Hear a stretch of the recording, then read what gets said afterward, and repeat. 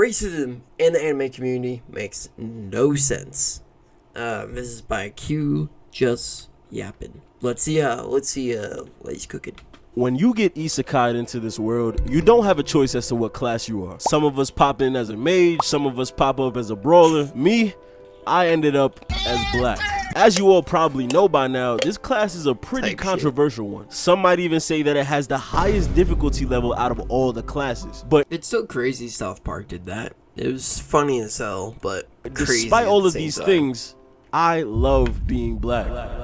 I also love anime, and nothing will ever change that, but for some reason it feels like there's a lot of people that don't want any individuals of my skin color to be a part of anime culture. I feel like more than ever in the 21st century, there's a racist epidemic spreading like wildfire amongst people who don't even really care and just want to make edgy jokes, and it's affecting all corners of the internet. Now, you guys see my channel, alright? I'm not a super political guy. I make irreverent comedy videos about Japanese media, but with all the racially charged events that have been happening lately with ICE and the president of this country, and with all the politics going on in the nerd community itself, I thought this would be the best time to make a video about racism in the anime community and how it makes absolutely no sense.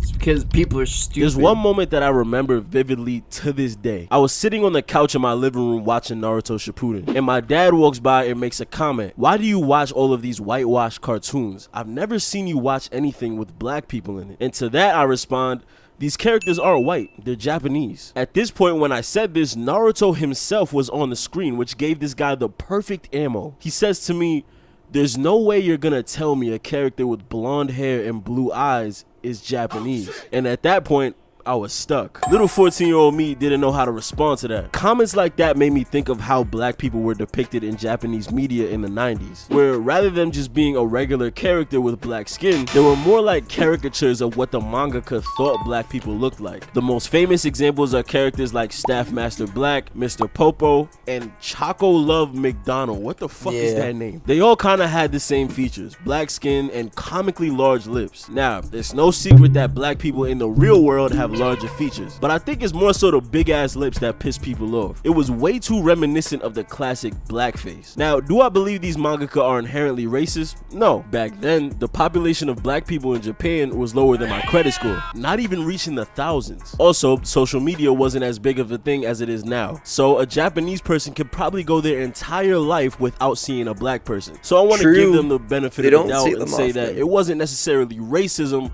but more so just misinformation, depicting black people how white people would depict us in their media. Another reason is that a lot of anime characters are incredibly white passing, which makes it a lot easier for lighter skinned people to see themselves in these characters. Not to mention that some of these stories don't always take place in Japan. While yes, most of these are fictional settings, some of these stories do mimic places like London or even older civilizations like Rome, which are of course predominantly white. This made it really easy for new fans to exclude black people from the equation. I think another reason for this racism has to deal with how children were ostracized for liking anime at such a young age. From my experience, I wasn't able to find too many other black children that were interested in anime the way I was. And most of the color kids that saw I was interested in that stuff would say things like, "Oh, you like that weird white people stuff," which caused a schism between many black children and their culture. But nowadays, it's a lot different. There are so many black and brown people coming out and expressing their love for all things anime and manga, and crazy impressive strides are being Corey Kenshin, my goat, like DreamCon. And I'm sorry, Corey,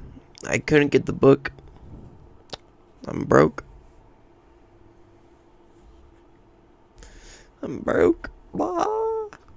I would though. Maybe anime convention for we'll see. Maybe I'll save up for the books. But more importantly, if I wonder, who actually make anime and manga have become more inclusive and have since added way more black representation. And that leads into my next point. Messages about equality and accepting people no matter the size, shape, or color are plastered throughout the most popular anime and manga. There are so many examples of this, but I want to focus on one of the most popular series of the modern day, One Piece. In One Piece, there are clear themes about accepting people for who they are, and instead of judging them by race, you should judge them by their actions. This is especially apparent with characters like Arlong and the entire Fishman population, with Fishman being discriminated against for being different from the human human race. They are True. seen as inferior and even used as slaves. I literally just got through this episode. I am advocate so behind on One Piece, but because I work overnight, so I can listen to like anime and stuff while I work. And I've been listening to the One Piece anime episodes, and the Arlong one was just like, I mean, can you blame them for being angry all the time?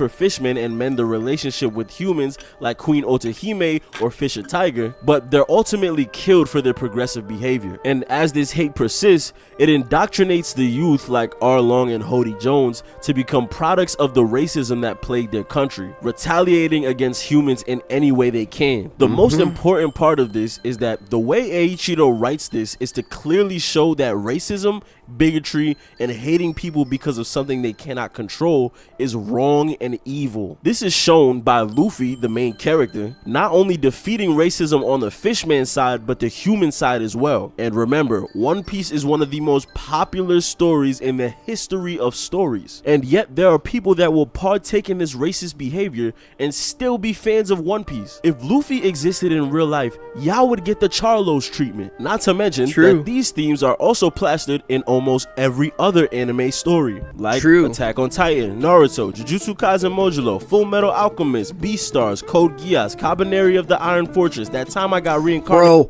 Carbonary of the Iron Fortress is such, I would say, underrated anime because people just don't know about it. People will be like, what is that? Sounds pretty cool. And you tell them it's like, oh, it's like a steampunk, you know, steampunk apocalyptic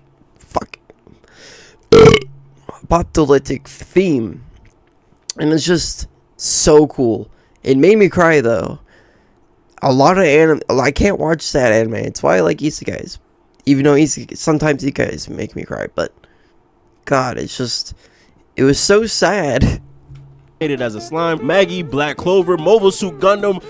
Jesus Christ. Do I have to say more? But somehow racism still runs rampant in the community. I don't get it. Like it truly doesn't make any sense. Because people want a reason to hate. Victims of this vitriolic behavior is Ashley Gale Paxton. Ashley was a 19-year-old black UCLA student that found joy in cosplaying her favorite anime and video game characters. Nice. She amassed a pretty big following under the handle Squid Kid 1111. That's actually dope because you can tell the detail, like how much effort went into doing this. How do you put contact? I know these are contacts you can clearly tell just because of how bright they are, unless that's just actually your eyes. Don't hate me on that, but that doesn't that hurt? For her pretty accurate cosplays. However, she would receive a bunch of racist, bigoted, and overall nasty comments because of the color of her skin. Comments like "Migga," "Blacku," and "Shark nigga." I know most people wouldn't show the comments, but I think it's important to see because it stresses my point that these people are being edgy and racist because they want to be funny without any regard for the person behind these comment sections. She would end up taking her own life. It's truly a tragic story for someone so young. Man. But I don't only want to focus on the negatives. Let's be progressive. It seems like these bigots don't want us to see ourselves in any of these characters. And they also feel like these characters shouldn't be depicted in blackness, and specifically blackness, because I rarely see any hate for the Mexican freerun memes. In any space, black people have always had to kick down the door and let themselves in despite what any racists have to say. And that's no different here. We have to stop begging Japanese people to give black people more representation, and we have to be the ones to represent ourselves. One thing I can say about the black anime community is that we're always begging for representation. As long as you're not asking Marvel to do that, because remember when Marvel made like, we gotta be progressive, we gotta introduce a black character into the MCU when they were like during the older days. I'm not talking about like Black Panther nowadays, but back in the other days, and they made a character, I forgot his name, but they made a character that he was a racist white guy who his power was turning into a black guy. And that was his power. But then we overlook the actual black I'm not joking, you can look it up, giving us exactly what we want. There are people that are actually making strides and already putting us first in their original creations. If we want to Corey, my goat.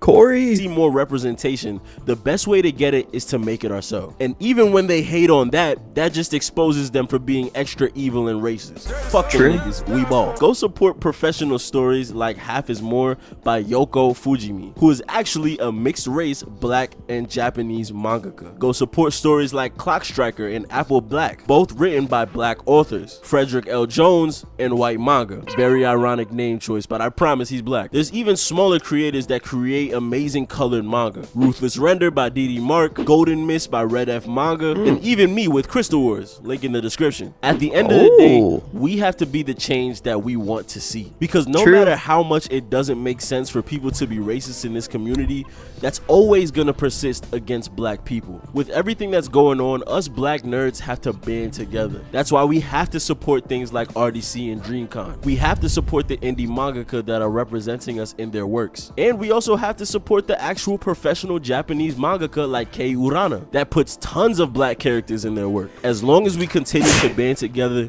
the minority will become the majority. Yeah. When you get isekai, yeah, it's sad. It's like, with everything that's going on in the world, it's crazy. This is why I wish I could just start YouTube now. I wish my YouTube would take off and I can just not be in the world. I can just sit in my house, maybe go outside every once in a while to, like, you know, like go for runs and stuff to keep myself, you know, not fat as hell. But I don't, with all the stuff that's going on in the world, I don't even want to be in the world. I would rather just do YouTube for the rest of my life, but it's unlikely that's gonna happen. But anyways, thank you guys for watching. Go support Q Just Yappin'. Some cool stuff. We might check out others' videos if you guys want me to do that. 5 likes on this video.